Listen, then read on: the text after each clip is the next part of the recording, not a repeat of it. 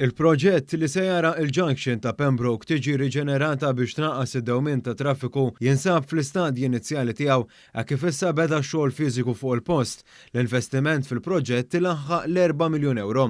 Dwar dan il-proġett kellimna ma' uffiċjali ta' Infrastructure Malta li spjegawlna aktar se jkun jikkonsisti dan il-proġett mifrux fuq medda ta' 660 metru.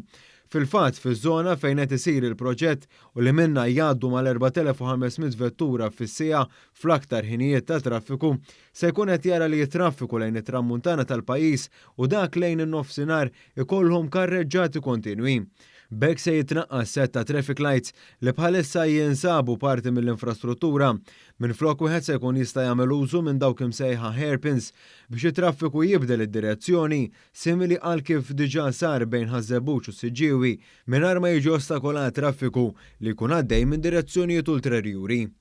Sakemm il-proġett ikun għaddej, Infrastructure Malta ħasbet biex it-tibdil marbut miegħu ikun minimu kemm jista' jkun anke fid-dawl li fil-ġimgħat li ġejjin se jingħata bidu għal sena skolastika ġdida. Dwar se jkun qed jiġri mit-traffiku li jiffrekwenta dawn l-inħawi tkellmet magħna l-perit responsabbli mill-proġett Corin Dimek li spjegat kif dawk li jkunu ġejjin minn nofsinhar lejn Baħar Iċċaq, it-triq se tibqa' l-istess kif inhi llum. L-istess dawk li ġejjin minn Baħar Iċċaq l-isfel jistgħu jipproċedu fuq St Andrews Road normali.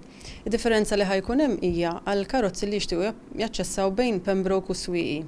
Għaliex se jkollna aċċess partikolari mill-junction ta' Pembroke li se jingħalaq u għaldaqstant il-karozzi se jkollhom jaċċessaw il-junction il-ġdida min-naħa ta' High Ridge, jibqgħu niżlin parti minn St Andrews u jistgħu jidħlu lejn is-Swieqi min-naħa ta' Triq l-Ibraċċ.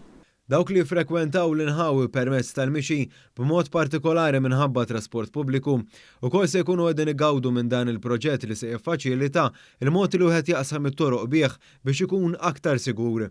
Dan minn barra li l-proġett se jkun qiegħed irqod lura art konsiderevoli ddedikata għal landscaping daqs dik li ttieħdet biex parti mill-proġett tkun tista' titwessa'.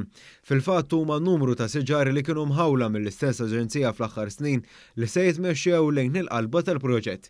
Il-proġett tal-junction ta' Pembroke mhuwiex wieħed iżolat, iżda se jkun qed iservi ta' preparazzjoni għal proġetti li se jibdew fis-snin li ġejjin u li se jkomplu jiffaċilitaw il-modija ta' traffiku mill-inħawi kif jispjega Rejfil Abdillah li huwa d-direttur eżekuttiv tal-Aġenzija. Fis-snin li għaddew konna bdejna bil-junction ta' High Ridge, issa qed naraw triq li għall-arterja li taqqad bejn High Ridge u Paċa fil-junction. Il-proġett huwa antiċipazzjoni għal proġett ikbar.